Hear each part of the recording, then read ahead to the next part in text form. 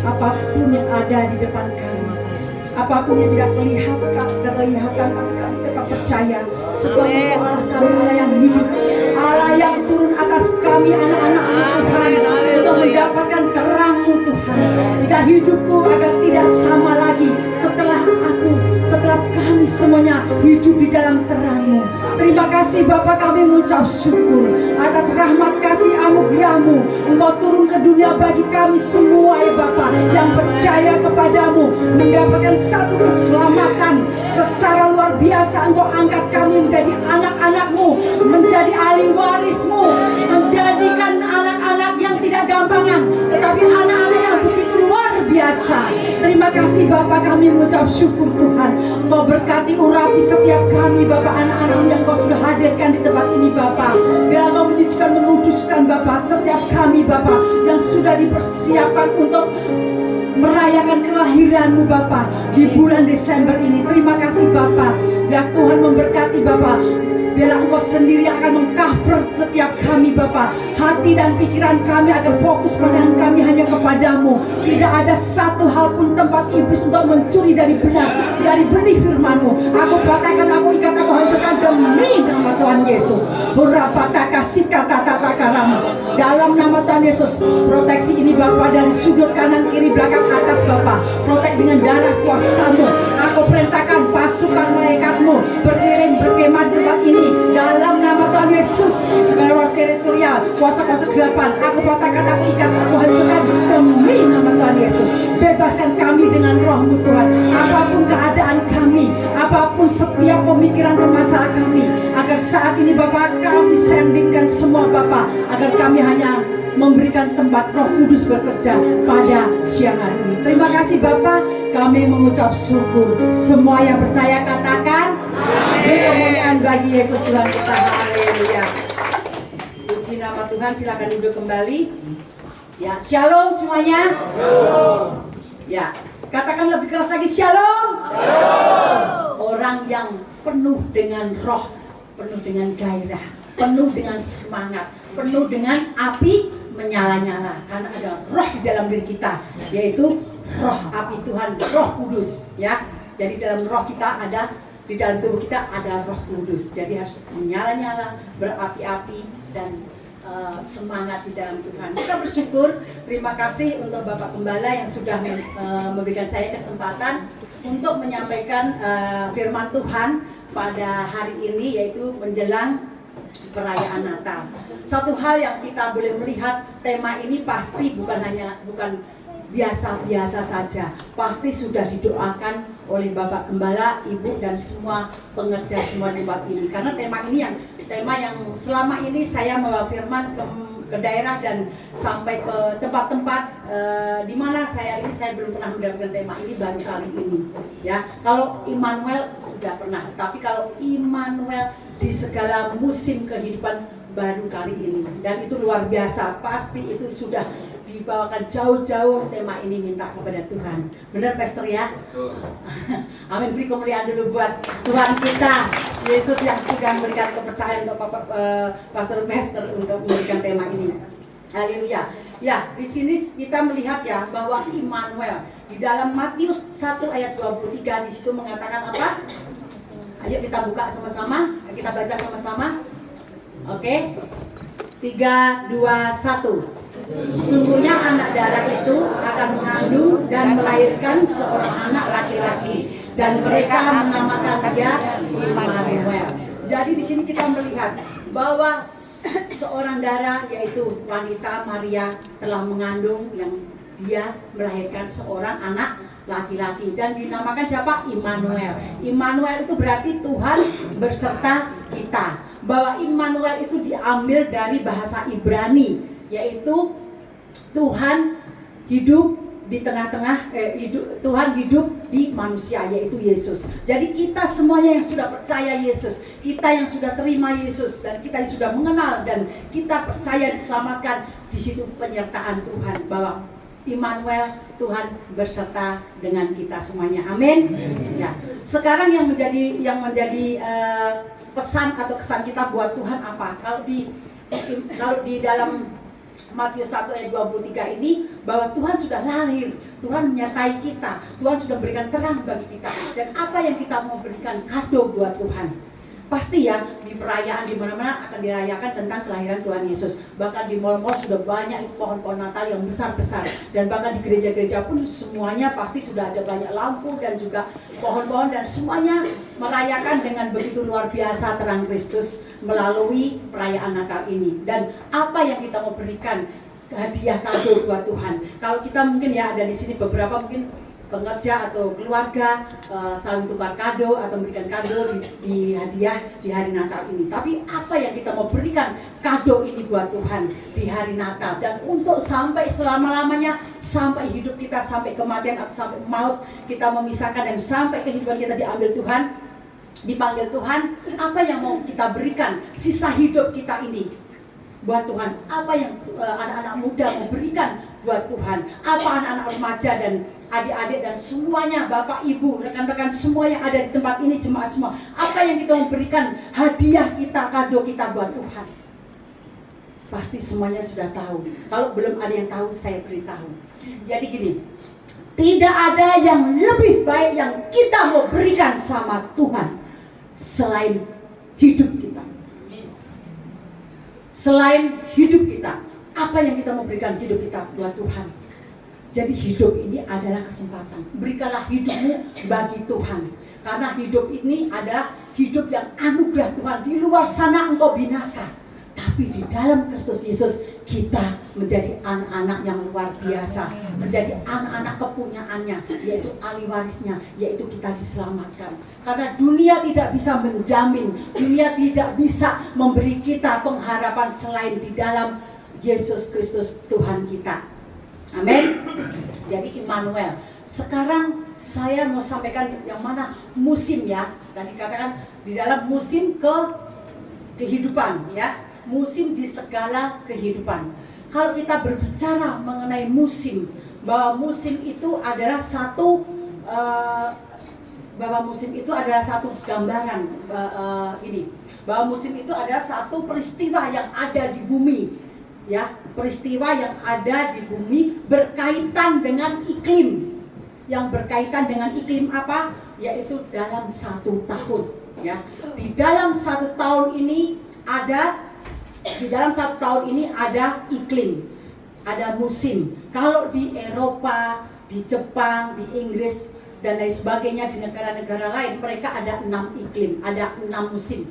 Musim gugur, musim dingin, musim panas, dan musim kemarau, ada apa lagi ya? 6. Ada musim salju dan lain sebagainya.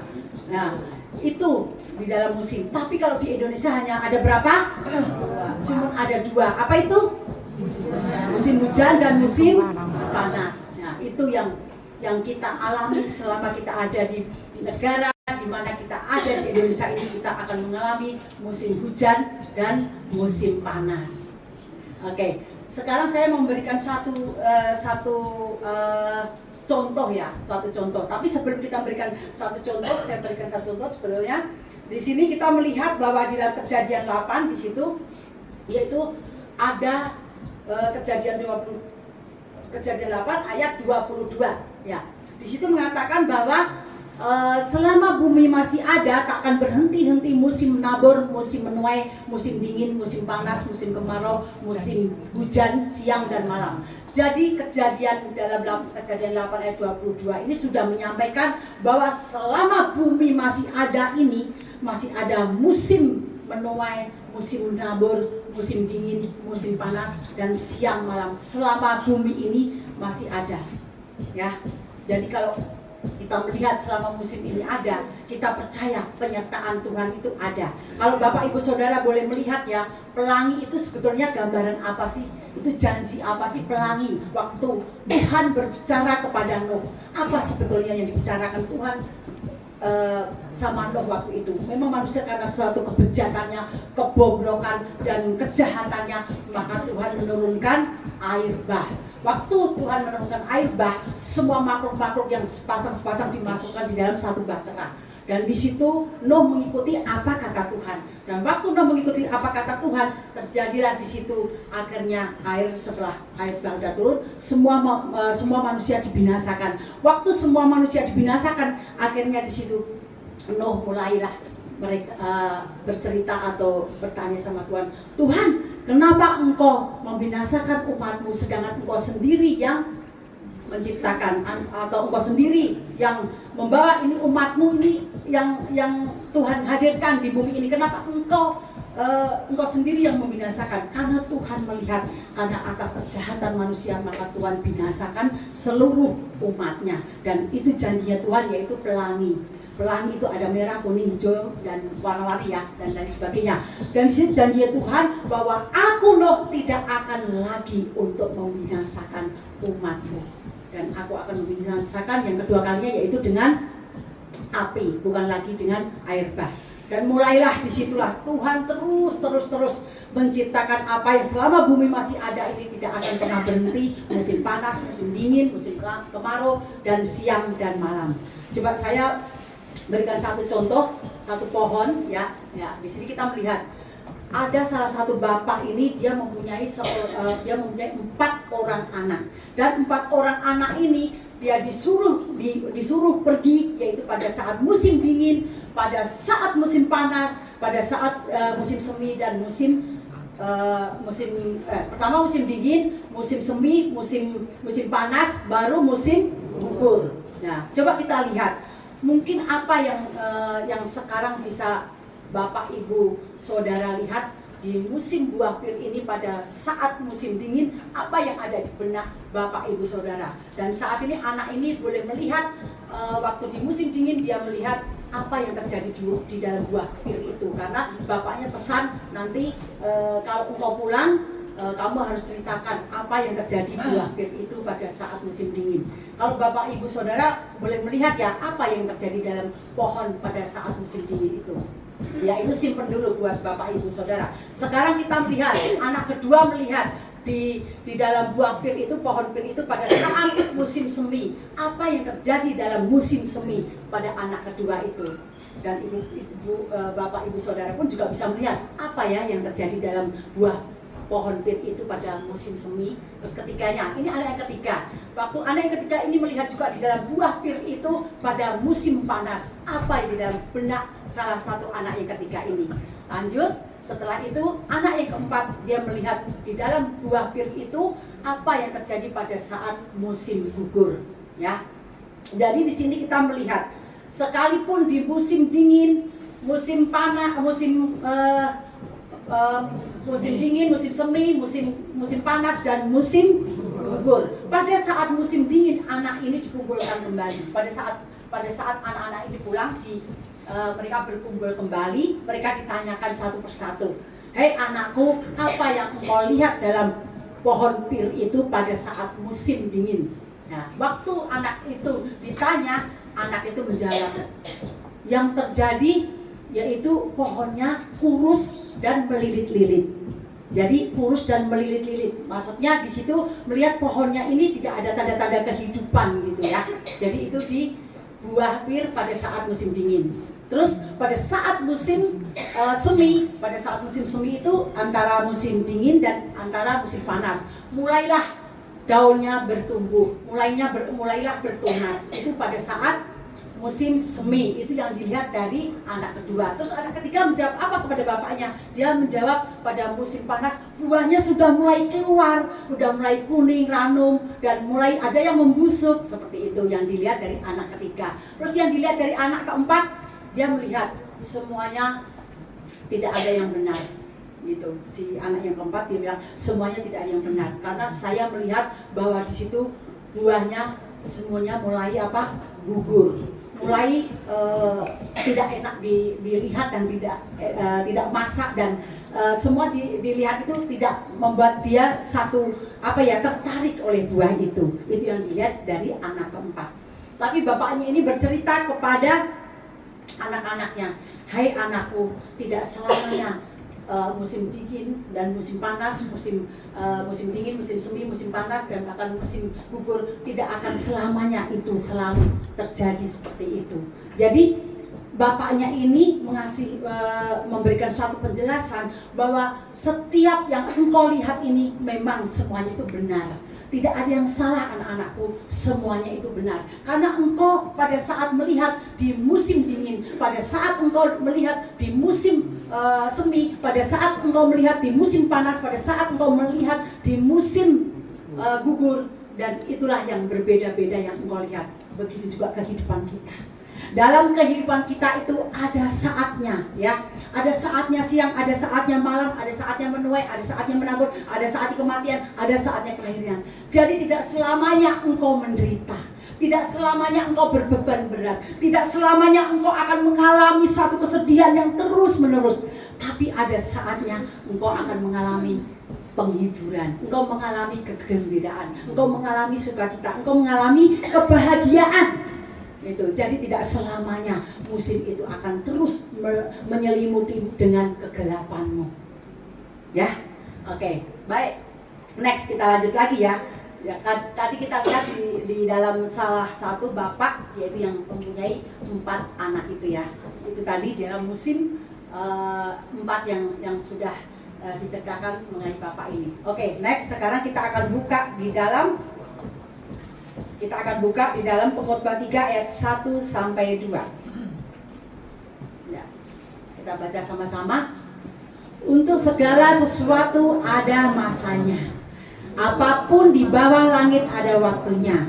Ada waktu untuk lahir, ada waktu untuk meninggal, ada waktu untuk menanam, dan ada waktu untuk mencabut dan yang ditanam. Jadi semua itu ada masanya. Jadi tidak perlu kita untuk bersungut-sungut, karena semuanya ada masanya. Di saat engkau diperhadapkan dengan masa yang harus engkau hadapi, dalam sakitmu, dalam masalahmu, dalam pergumulan, percaya masanya itu tidak akan terus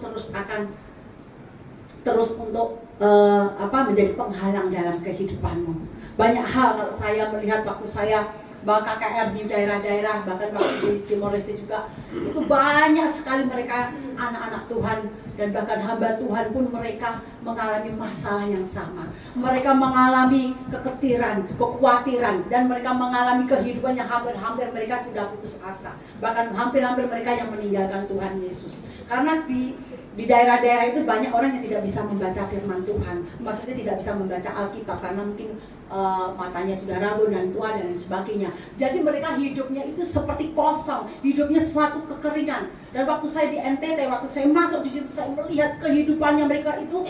Waktu saya masuk itu auranya beda. Waktu saya masuk di situ, saya melihat bahwa kekeringan itu telah melanda mereka. Waktu kekeringan telah melanda mereka, kenapa? Waktu saya tanya sama Tuhan, karena di situ gereja-gereja sekalipun ada, tapi gereja-gereja mereka gerejanya kering. Karena gerejanya kering, kenapa? Karena mereka hidupnya sebagai pendeta, sebagai hamba Tuhan. Mereka menyampaikan firman Tuhan pada saat turun dari mimbar. Mereka merokok, mereka pergi ke dukun, dan mereka pergi ke tempat-tempat orang-orang yang seperti yang dunia lakukan, mabuk dan pesta pora. Padahal untuk makan aja mereka susah. Dan waktu saya ke sana, saya lihat, waktu saya bawa dengan tim, kita berdoa di sana. Waktu itu kita mulailah kita mendoakan satu persatu mereka, orang-orang mereka. Waktu kita doakan, mereka mengalami jamahan Tuhan. Ada yang mereka tidak sama sekali mengalami jamahan Tuhan, yaitu siapa? Pendeta, salah satu pendeta. Tapi kita tetap terus doakan. Sampai bagaimanapun kita mengasihi mereka, kita doakan. Akhirnya mereka mulai ada pemulihan, ada kesembuhan, ada mujizat. Dan terlebih dari semuanya, saya sampaikan sama mereka, jangan hanya kepada sampai di finish mujizat saja, tetapi engkau harus bertumbuh, engkau harus mau menjadi murid dan memuridkan. Itu tujuan saya, jadi untuk menjadi murid mereka dan memuridkan. Supaya apa? Supaya ada regenerasi. Dan waktu itu mereka mulai dipulihkan, dan puji Tuhan, hamba Tuhan itu setelah dia mengakui bahwa hidupnya dia, sekalipun dia sudah khotbah, dia melayani, tapi karena dia pergi ke dukun, itu yang membuat dia akhirnya hidupnya mulai tidak dijawab sama Tuhan, hidupnya di dalam kegelapan. Dan waktu sakit itu dia jalannya begini. Waktu sakit itu 3 kali kita doakan, tidak ada mujizat.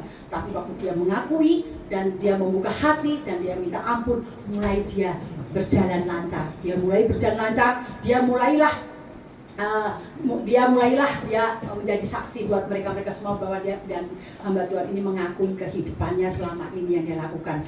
Itu pemulihan terjadi atas di tengah-tengah orang-orang yang mereka di dalam kegelapan mereka ya. Baik, dan itu semuanya ada masanya. Ya, Tuhan kirimkan sana, di sana berarti ada masanya untuk pemulihan. Pemulihan, jadi ada menabur, ada yang menuai, ada yang melahir, ada kematian. Baik, setelah itu kita lihat lagi di sini di dalam pengkhotbah yaitu Mazmur 7 ayat 4. Oke. Kita akan baca sama-sama 3, 2, 1. Engkaulah yang menetapkan segala batas bumi, musim kemarau dan musim hujan, engkaulah yang membuatnya. Jadi yang membuat musim kemarau, musim hujan itu siapa yang membuat? Bukan orang yang di Bali itu yang pakai gitu lah, itu untuk menahan hujan dan sebagainya. Jadi bukan manusia yang membuat hujan, yang membuat panas, buat siang dan malam dan bahkan membuat segala sesuatunya musim ini, bukan manusia, tapi memang itu Tuhan yang menghendaki. Supaya apa? Supaya kita ingat bahwa hidup kita itu adalah ciptaannya. Hidup kita adalah karena di dalam anugerahnya. Jadi semuanya itu memang diizinkan Tuhan harus terjadi selama itu bumi ini masih ada, ya. Baik. Dan setelah itu kita lihat kembali Kidung Agung 2 ayat 11. Ya. Karena lihatlah musim dingin telah lewat, hujan telah berhenti dan sudah lalu. Jadi kalau kita melihat ya, bahwa kita melihat dalam musim dingin, musim panas, musim hujan dan lain sebagainya, di situ kita melihat bahwa semuanya itu kalau memang Tuhan sudah tetapkan berhenti, maka akan berhenti dan itu semuanya akan berlalu. Kalau sudah berlalu, kita ingat bahwa segala sesuatu itu apapun yang terjadi itu ada masanya. Pada saat Tuhan katakan sudah berhenti. Kalau Tuhan katakan sudah berlalu, jangan ingat lagi, jangan lihat ke belakang lagi, ya Bapak Ibu Saudara. Oke, sekarang bagaimana kita untuk bisa mengatasi dalam musim kehidupan kita ini? Bagaimana kita untuk bisa mengatasi? Ada 4. Kita akan baca ya. Oke, 1 di dalam Yohanes 16 ayat 1 sampai 2. Oke, kita baca bersama-sama. Akulah pokok anggur yang benar dan Bapakulah pengusahanya.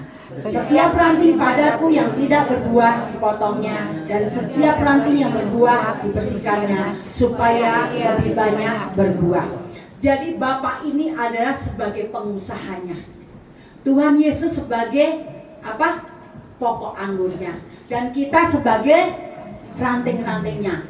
Jadi ranting-rantingnya ini harus melekat kepada pokok anggur, ya. Jadi harus melekat kepada pokok anggur. Dan waktu kita melekat kepada pokok anggur itu supaya apa? Supaya berbuah, ya.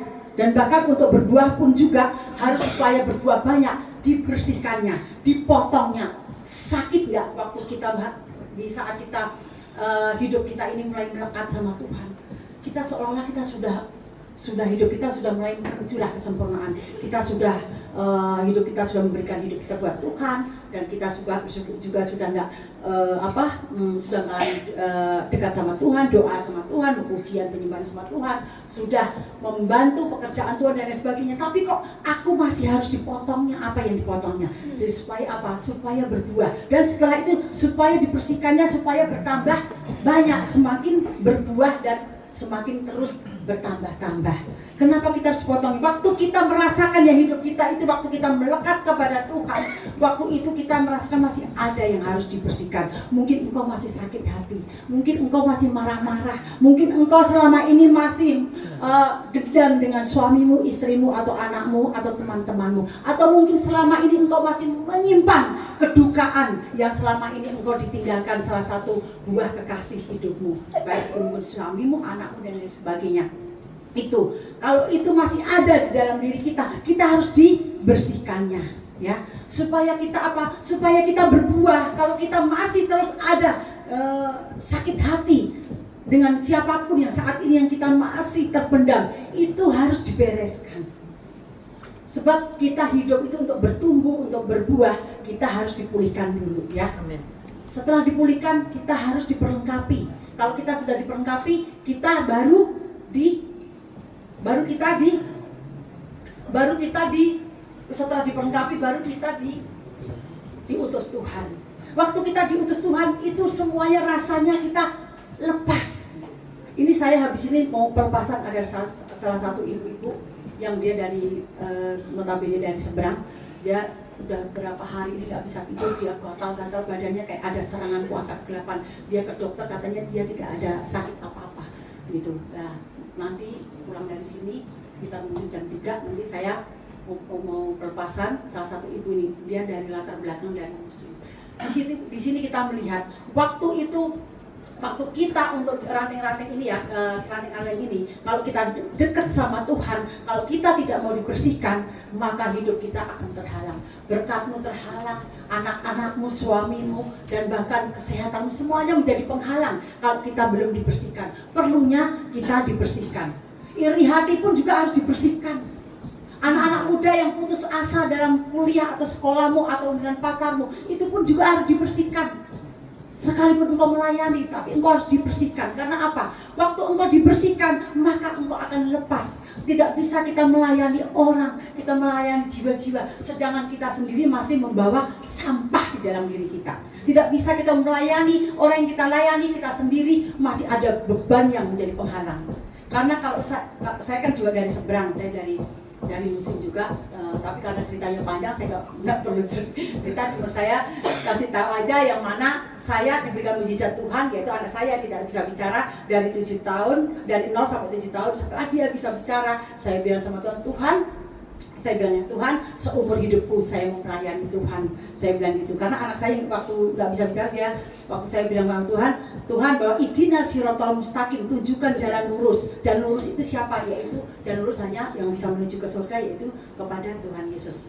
Satu-satunya jalan keselamatan. Waktu saya percaya dan iman saya, setelah saya mengaku Yesus Tuhan Yesus Selamat, saya bilang, Tuhan taruh bibir lidah anak saya bisa bicara, langsung bisa bicara, langsung bilang mama. Waktu dia bilang mama, disitulah saya janji Tuhan, saya melayani Tuhan seumur hidup saya. Jadi satu jiwa pun saya cari untuk saya layani, gitu. Dimanapun, bahkan di Wonogiri, dimanapun, banyak lagi kesaksian. Tapi saya tidak bisa ceritakan karena saya cuma dikasih waktu setengah jam. Tapi yang di sini kita melihat ya, yang kita melihat di sini, betapa karya kuasa Tuhan itu terjadi lewat kehidupan kita. Waktu kita dipulihkan, waktu kita diperlengkapi, waktu kita diutus, sehingga kita nggak ada beban lagi. Ya, Bapak Gembala gimana menjadi Bapak Gembala? Pastor Sigit kalau mau jadi gembala, kalau mau melayani jemaat, sedangkan Bapak Pastor Sigit belum dipulihkan, pasti Pastor Sigit kan sudah mengalami proses semua. Sakit pun juga pernah, dicela juga pernah, dikecewakan juga pernah, disakiti pernah, dan bahkan diinjak-injak kita seperti keset itu pernah. Sebagaimana bukan hanya Pastor Sigit, saya pun juga pernah mengalami semuanya itu. Tapi waktu kita mau diproses, kita mau diberikan, kita mau dipotong bagian-bagian yang sakit dalam hidup, yang ada dalam hidup kita merasakan sakit.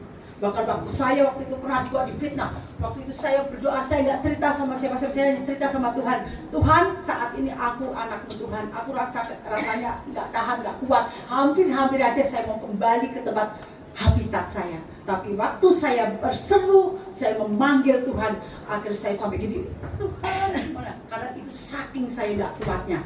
Tapi waktu itu Tuhan hadir dalam kehidupan kita. Waktu Tuhan hadir dalam kehidupan kita, waktu itu mulailah saya, bukan hanya sebagai untuk melayani ke penjara, di anak jalanan, ataupun di tempat-tempat orang-orang setor dan sebagainya, bahkan sampai ke seluruh daerah-daerah hingga sampai ke seluruh dunia. Tuhan kirimkan untuk apa? Untuk menyatakan kasih Tuhan, untuk menceritakan tentang terang dan kebaikan Tuhan kepada bagi banyak orang. Kalau kita tidak diproses, kalau kita tidak dipotong bagian-bagian yang masih ada di dalam diri kita, maka tidak akan berbuah.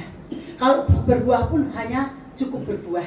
Tuhan mau engkau jangan cuma mengembangkan sayapmu. Tuhan mau engkau berbuah. Supaya apa? Berbuah banyak. Supaya orang dunia tahu, orang keluargamu tahu, saudaramu tahu, semua seisi rumah, dan bahkan rekan-rekan kerjamu, supaya mereka tahu semuanya bahwa engkau sudah berbuah, bahwa engkau sudah berbalik dari jalannya yang jahat, kembali ke jalan kebenarannya, dan bertobat sungguh-sungguh kepada Tuhan.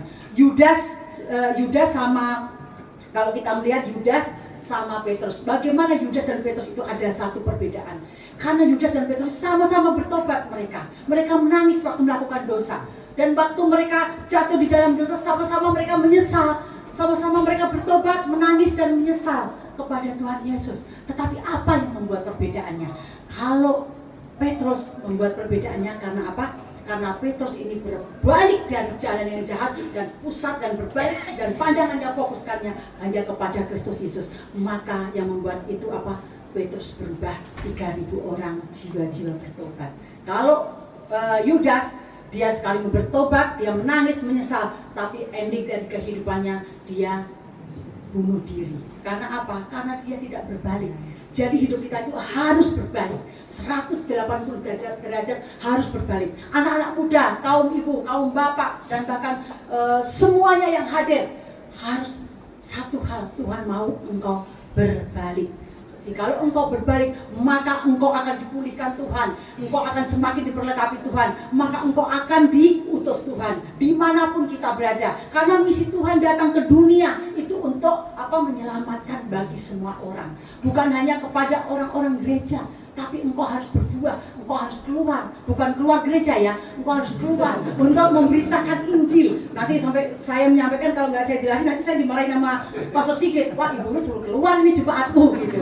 Jadi harus keluar. Saya mengadakan satu pemuridan. Jadi pemuridan ini saya ajarkan untuk mereka keluar. Untuk apa? Untuk memberitakan Injil kepada anak-anak yang di jalan maupun orang-orang yang jualan semua. Ya kalau seandainya apa berkorban, kita ambil 20.000 kayak 30.000 beli sesuatu barang itu apa yang dijual. Sekalipun kita nggak menarik, nggak untuk mau beli, tapi beli untuk itu. Setelah itu Bapak Tuhan mengasihi Bapak, Tuhan sayang pada Bapak. Itu air matanya keluar loh. Tidak ada Tuhan Allah lain yang bisa menyampaikan seperti itu.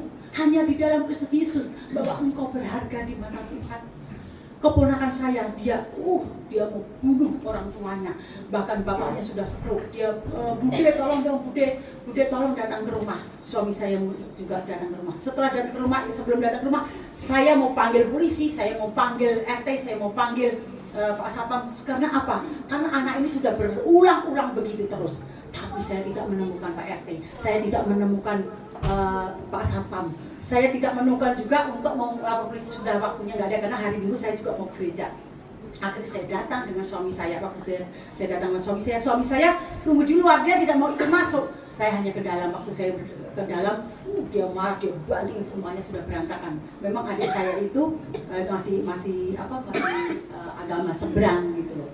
Nah, terus di situ akhirnya saya sampaikan kepada adik saya, kepada ini, terus kepada ponakan saya. Ponakan saya dia bilang begini, saya semuanya tidak peduli, semuanya keluarga, semuanya tidak ada yang peduli sama saya. Anak ini sejajar adik ini, keponakan saya gitu, sejajar sama adik ini. Dan dia sudah narkoba dan sebagainya. Waktu saya berdoa, dia masih tetap terus memberontak.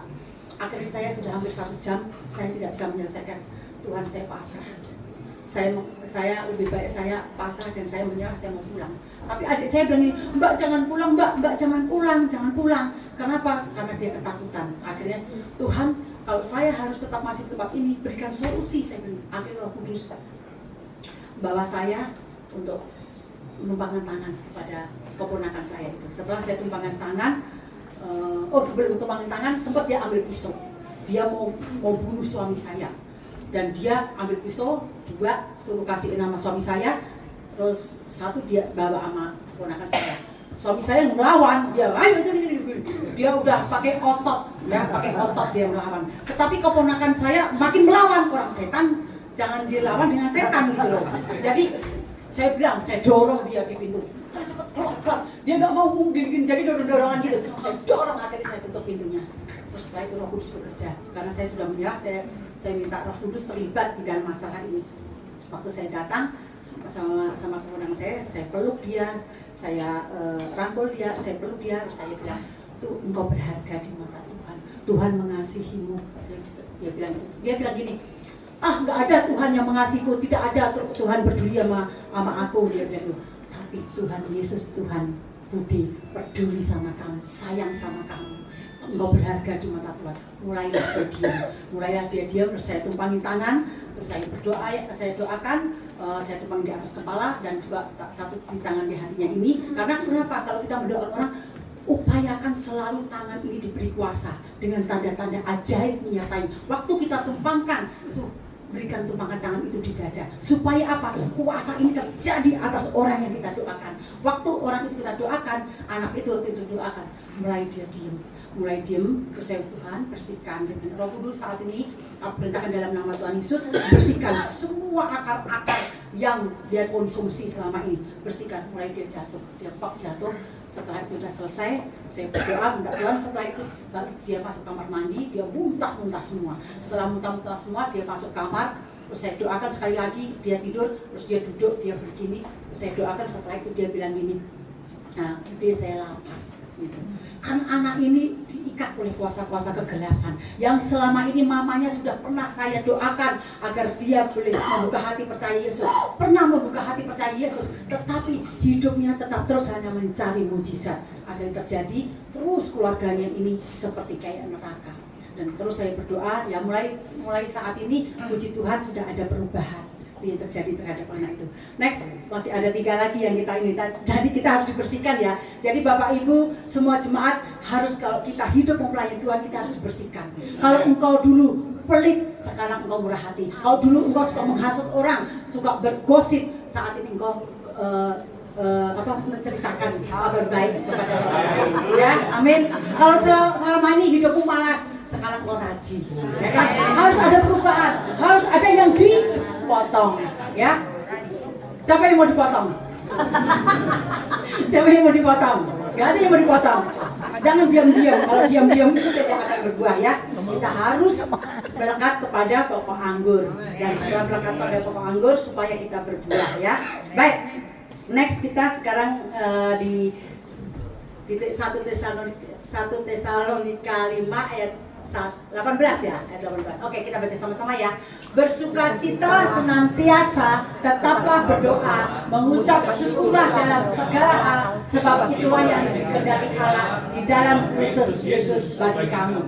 Jadi di sini Tuhan mau menghendaki kita semuanya supaya kita berdoa, bersyukur dan bersukacita. Bersukacita di dalam segala hal, ya. Jangan cuma terima Tuhan itu yang baik-baiknya saja, tapi kita harus terima apapun keadaan kita, kesulitan kita. Kita harus percaya dan kita harus berdoa dan mengucap syukur, ya. Bersukacitalah, itulah yang dikehendakin Allah. Oke, next.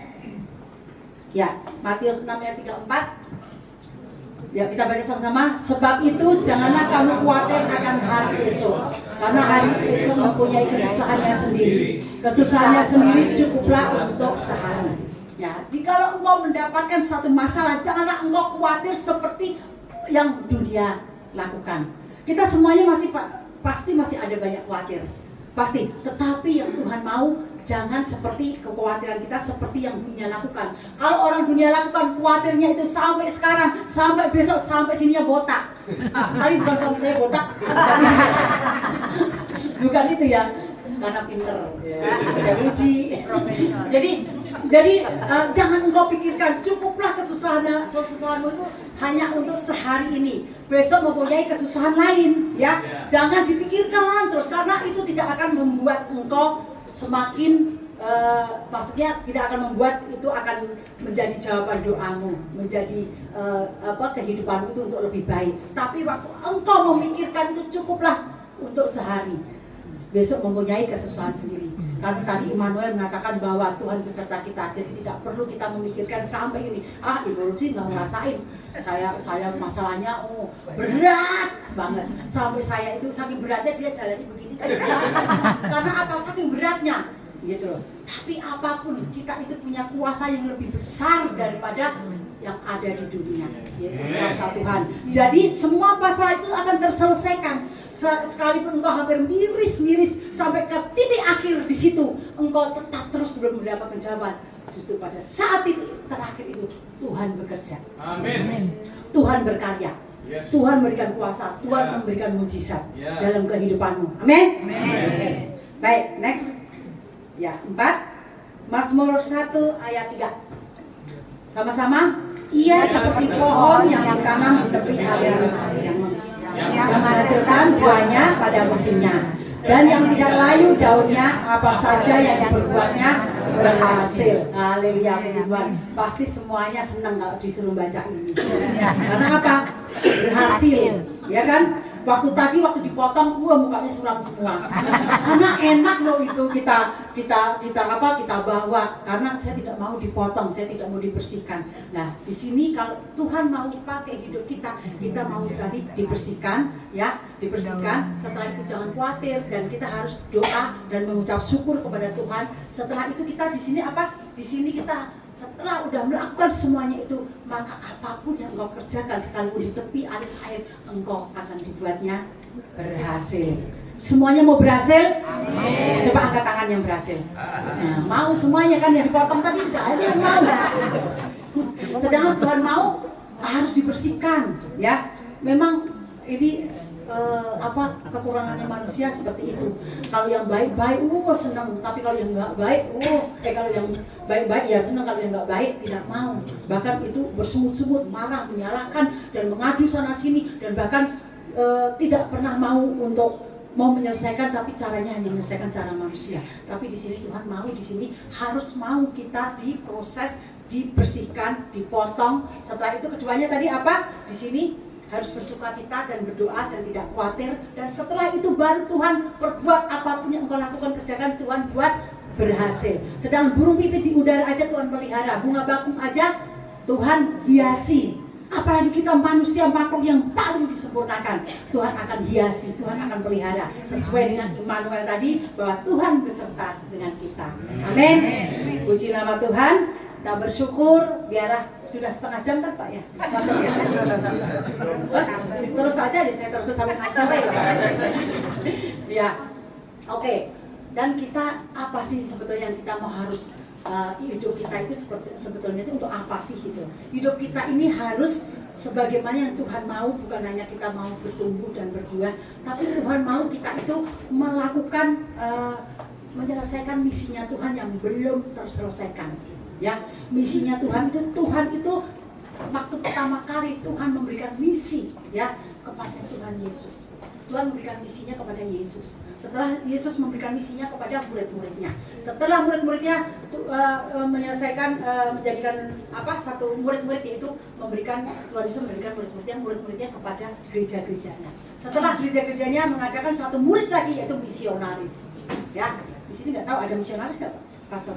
Belum ya? Gak apa-apa, misionaris di sini aja dulu, ya untuk keluarga dulu. Tapi jangan itu terus, Pastor. Sekali-kali harus keluar itu, karena Tuhan mau Yerusalem, Yudea, Samaria sampai ke ujung bumi. Dan saya bersyukur kalau suatu saat saya melayani di tengah-tengah orang-orang kadang-kadang ditolak, dikejar-kejar sama orang-orang. Waktu saya membaptiskan orang jam 4 pagi, karena kan kalau siang itu kita akan dibunuh, dibakar. Yaitu saya di daerah pedalaman di NTT. Dan di situ kita baptis beberapa orang itu jam 4 pagi waktu itu, dan itu bukan orang seberang ini, enggak. Itu orang-orang dari kampung, itu mereka masih ortodok, mereka menyembah itu patung, gitu disembah di kamarnya patung-patung. Jadi seperti itu. Masih, kalau di sini sudah moderat ya, di sini sudah moderat, tapi di sana masih ortodok. Waktu baptis dikejar-kejar. Untuk apa? Karena kita mereka tidak boleh untuk kita mengkristenisasikan mereka. Tapi orang-orang itu mau sendiri, karena mereka mau hidupnya, mau sungguh-sungguh mau diubahkan sama Tuhan. Dan waktu itu kita akhirnya setelah hari pertama kita jam 4 di tempat danau itu, keduanya kita di kolam, bukan di kolam, di bak kamar mandi, karena pendeta itu sudah ketakutan. Pendeta yang di sini sudah ketakutan, dia pergi malahan, nggak mau ikut sama kita karena takut nanti kita pergi. Dia bilang gini, enak aja Ibu Ruth melayani bawa orang-orang, nanti giliran Ibu Ruth pulang enak. Setelah itu kita di sini yang diserang sama masa, begitu, diserang sama masa. Ibu Ruth sudah enak-enak di Jakarta, begitu. Jadi ya akhirnya kita bawa orang itu, puji Tuhan, sekarang dia sudah bisa memuridkan 500 orang yang ada di NTT. Beri kemuliaan bagi Allah kita. Itu. Jadi kita harus memuridkan. Tuhan mau kita itu menjadi murid dan memuridkan. Tuhan mau kita bertumbuh dan berbuah. Apapun kendala, bahwa Tuhan menyertai kita. Amin. Haleluya. Puji nama Tuhan. Mari kita bangkit berdiri. Kita akan menaikkan lagu satu lagu yaitu musim akan berganti. Haleluya. Sebelum saya berdoa, ini saya memanggil BL dan singer. Haleluya.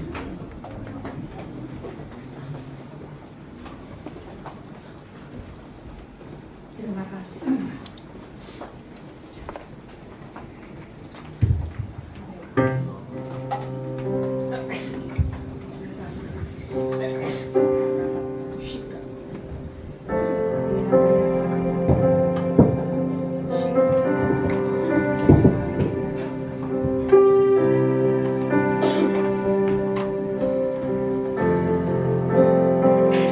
Sama-sama jemaat menaikkan pujian ini.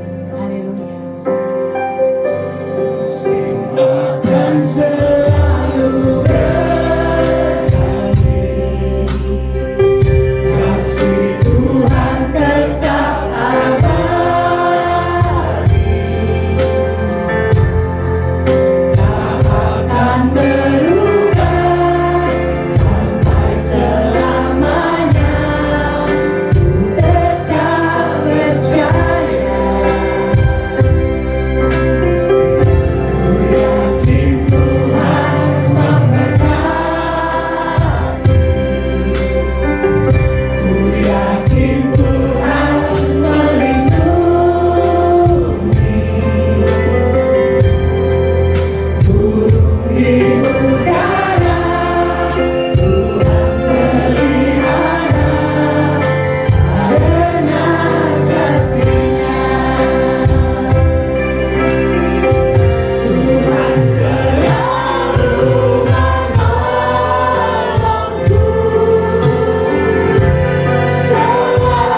selalu menjagaku,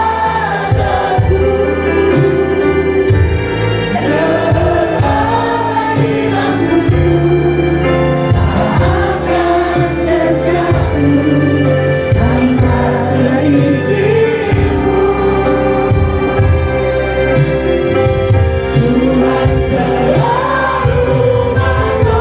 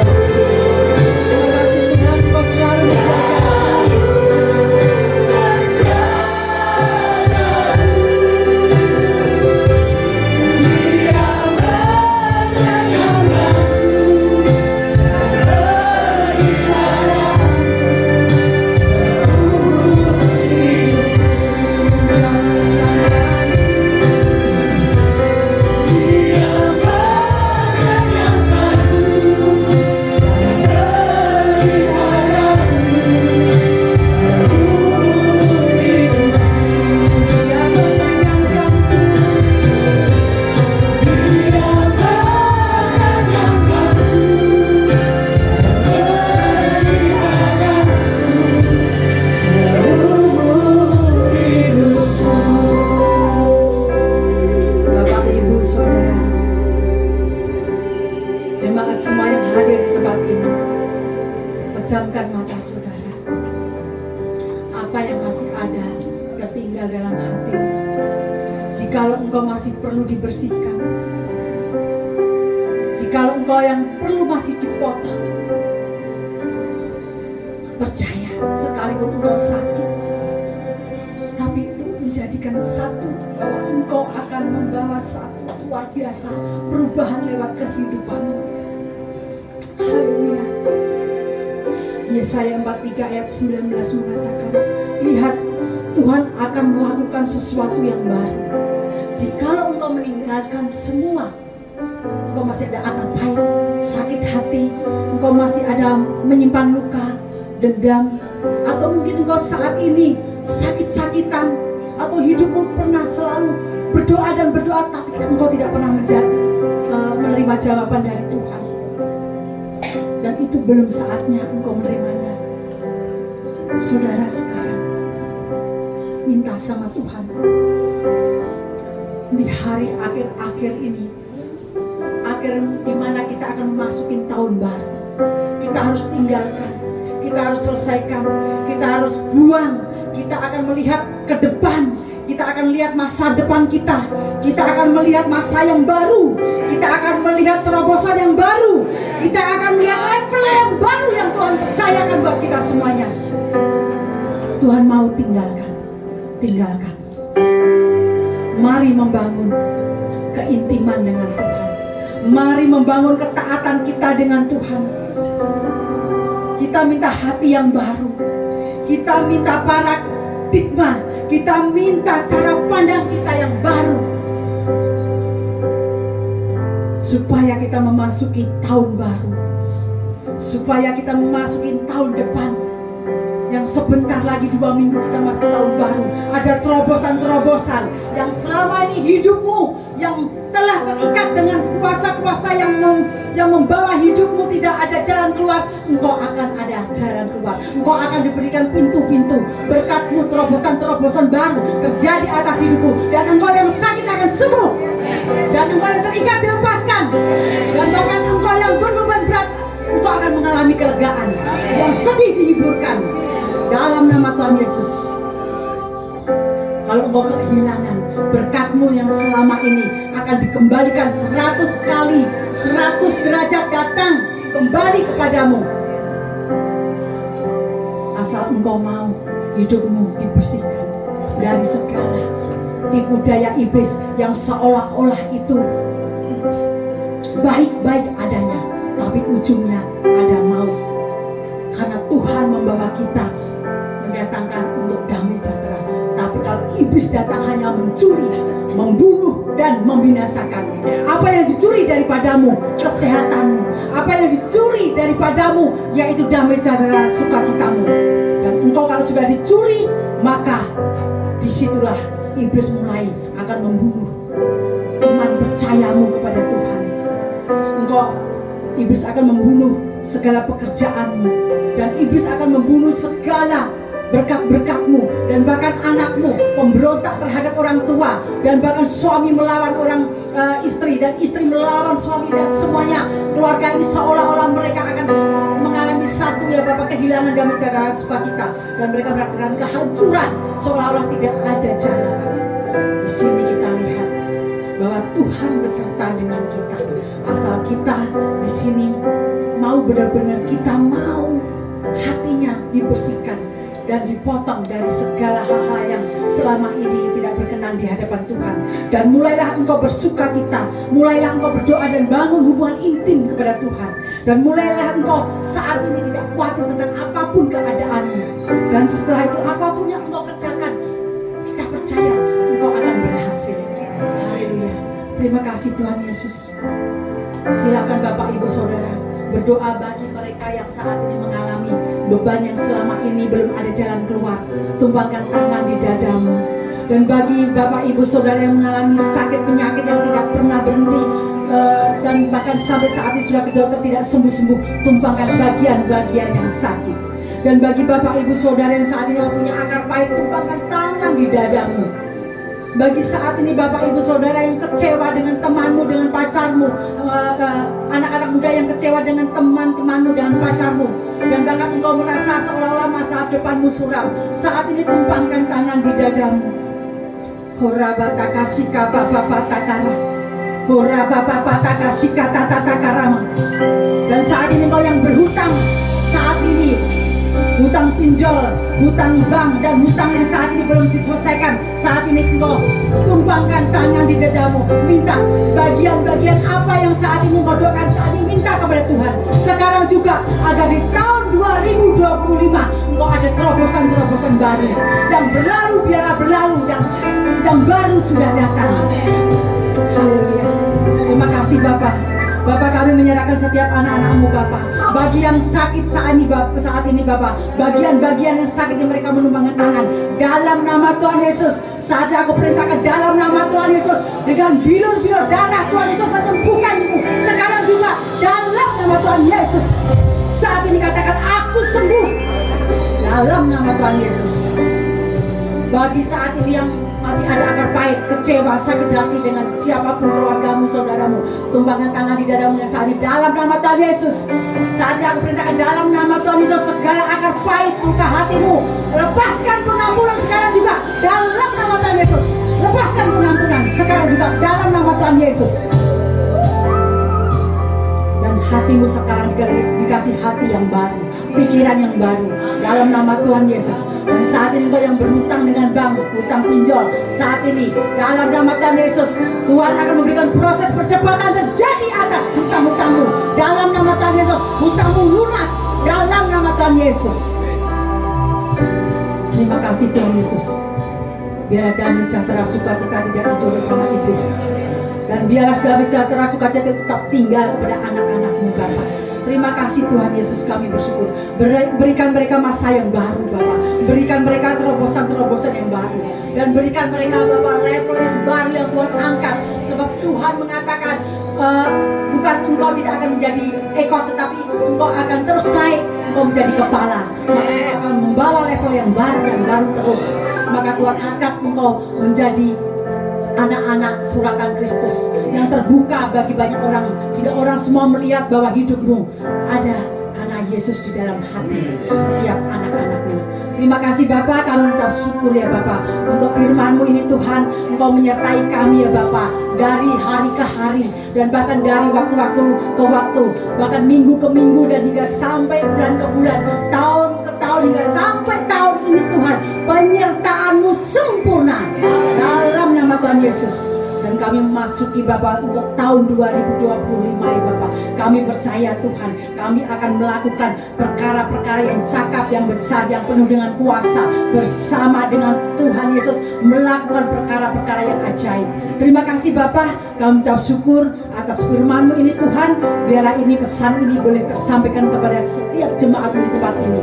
Dalam nama Tuhan Yesus, semua yang percaya katakan amin. Jadi kamu boleh ada di sekali.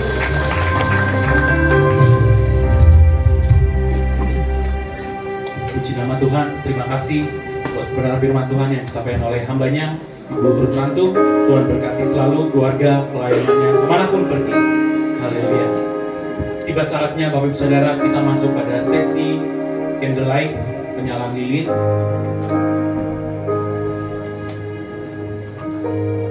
Yang pertama, saya undang Bapak Ibu Gembala.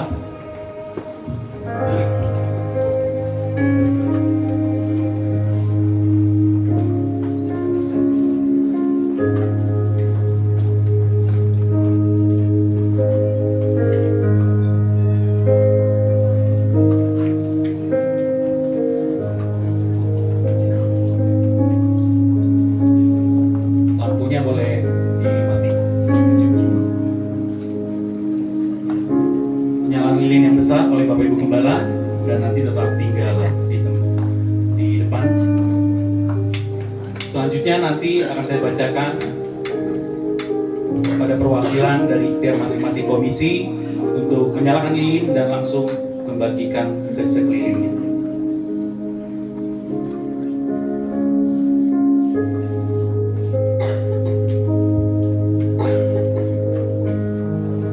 Saya undang Ibu Ruth Lantung untuk menyalakan lilin yang pertama, yang kecil.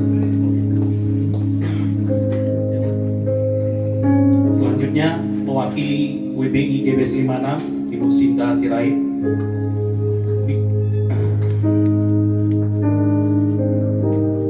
Mewakili Youth dan Pria Bapak Andreas Podiman.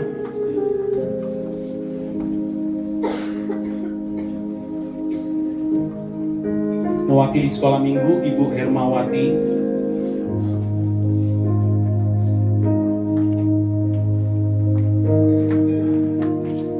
Mewakili Ketua Natal, Bapak Riki Tarigan. Mewakili profesi, Ibu Siska Sinuhaji.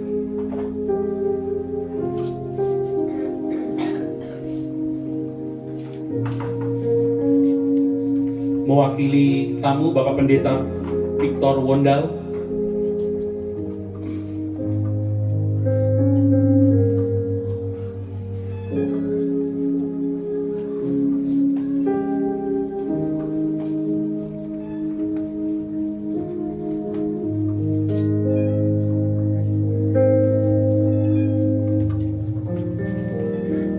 Ya, Bapak Ibu sekalian, boleh silakan untuk kembali ke tempat dan menyalakan lilin di sekelilingnya.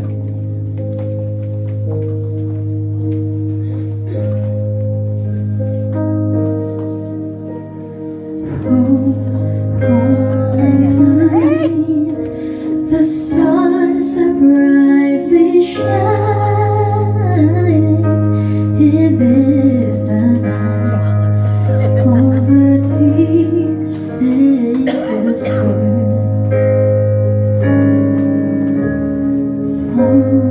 Lay the world in sin and never flying till He appeared and the soul felt this world. A thrill of hope, the weary world rejoices, for yonder breaks a new and glorious morn. Fall on your knees, oh, hear the angels' voices, a night divine, oh, night when Christ was born, oh, night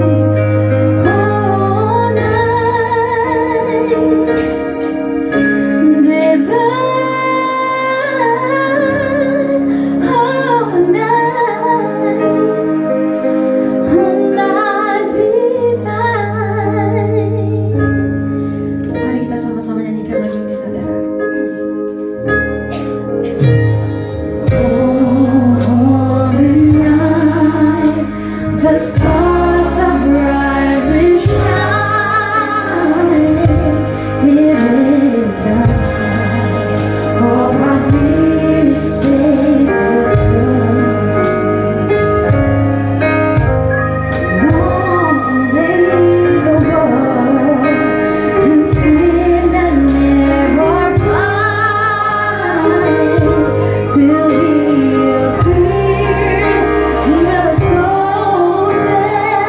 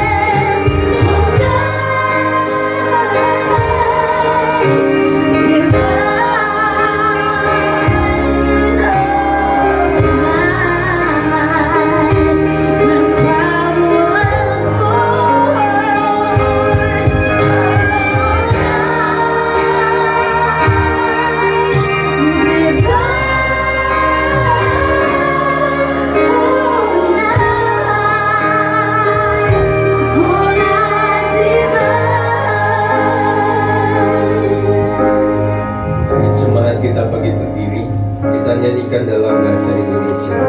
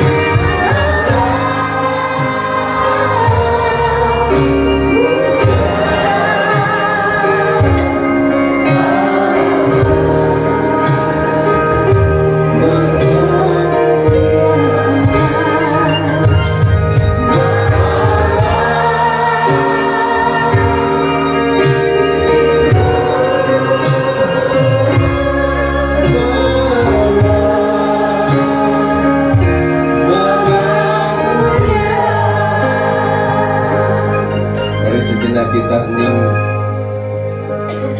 Immanuel di skala musim kehidupan.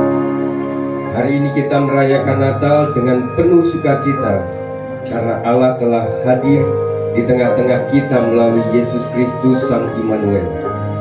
Immanuel berarti Allah beserta kita. Pesan ini mengingatkan bahwa Tuhan selalu hadir. Tidak peduli musim kehidupan apa yang kita alami, baik itu musim sukacita, kesedihan, keberhasilan, maupun tantangan. Di musim kebahagiaan, Immanuel adalah alasan kita bersyukur. Di musim kesedihan, Immanuel adalah penghibur kita. Di tengah badai kehidupan, Immanuel adalah jangkar yang memberi kekuatan dan pengharapan. Mari kita terus berjalan dengan keyakinan bahwa Dia tidak pernah meninggalkan kita. Seperti tertulis dalam Matius 28 ayat 20, Aku menyertai kamu senantiasa sampai kepada akhir zaman. Selamat Natal, kiranya damai dan kasih Immanuel selalu menyertai kita semua. Puji Tuhan. Silakan duduk, kita bisa matikan lilin masing-masing, dan Saudari Karen akan melanjutkan di lagu yang kedua.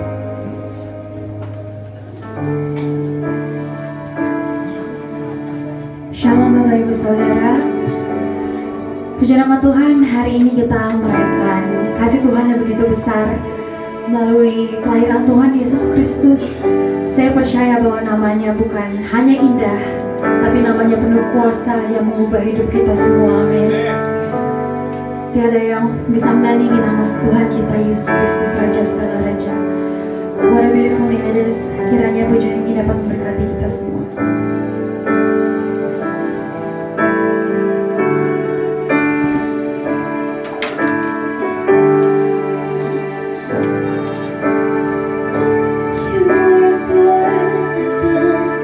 Glory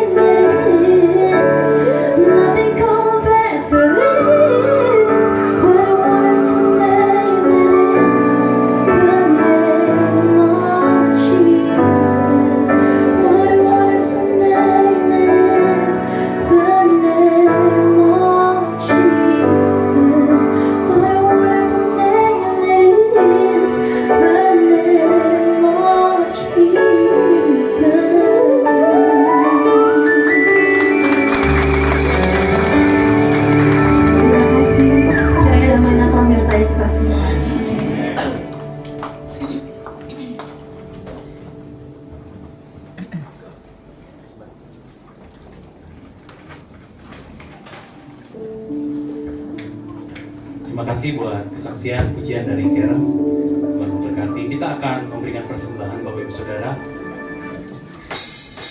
Jika pasti diberkati, itu kata firman Tuhan. Jika kau menang, pasti kau menang. Itulah hukumnya, negeri yang terlahir dengan sukacita. Kita dilahir akan dibukakan. Siapa memberi, pasti akan diberi dan pujian. Tuhan akan berdoa. Jika kau memberi, pasti diberkati. Itu kata firman Tuhan. Jika kau menabur, pasti kau menuai.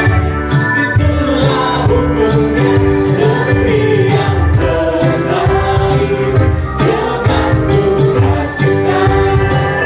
Kita dilahir akan dimuliakan.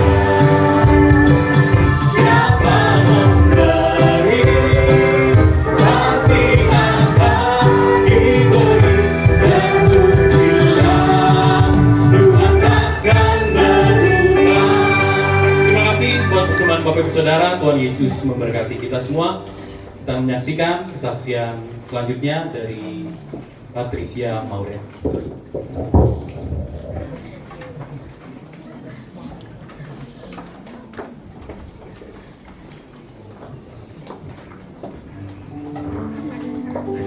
Shalom semuanya.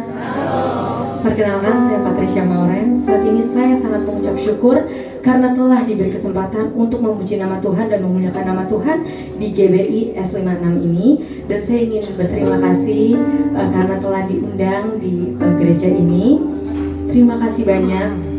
Saat ini saya akan membawain 2 pujian.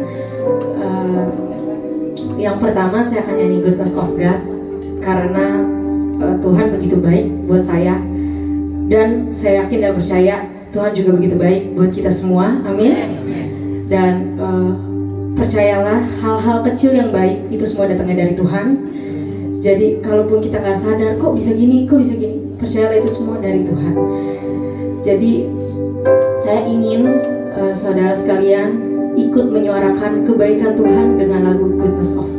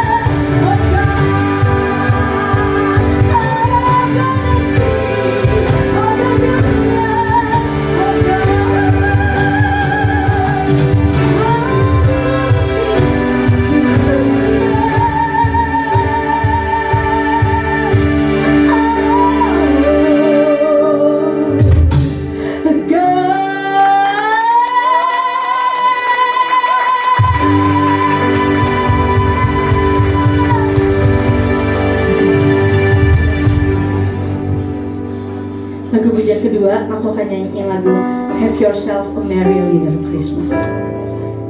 Kita percaya bahwa tahun depan masalah-masalah kita akan Tuhan selesaikan.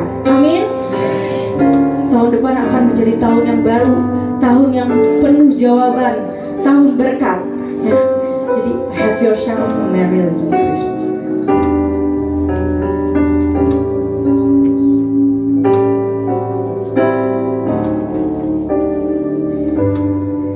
Have yourself a merry little Christmas.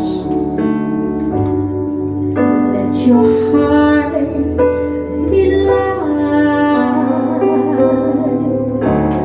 From now on, our troubles will be out of sight.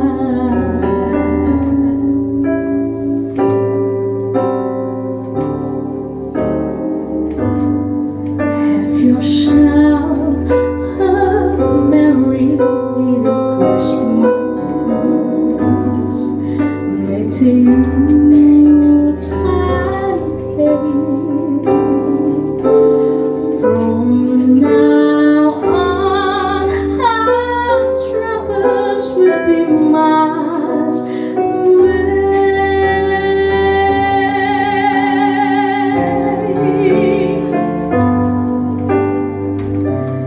Here we are, dancing golden days, happy golden days of yore. Faithful friends who are dear to us, God near to us once more. Through the years, we've always been together. If the facts allow, hang a shining star upon the highest bough.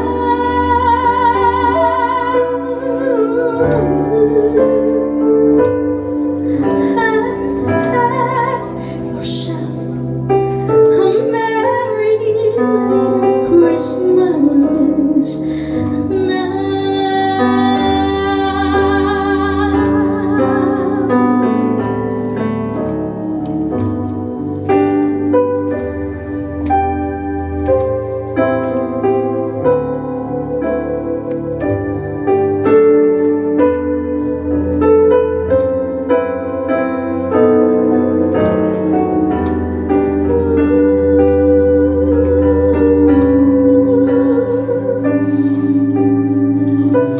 Here we are, dancing golden days, happy golden days.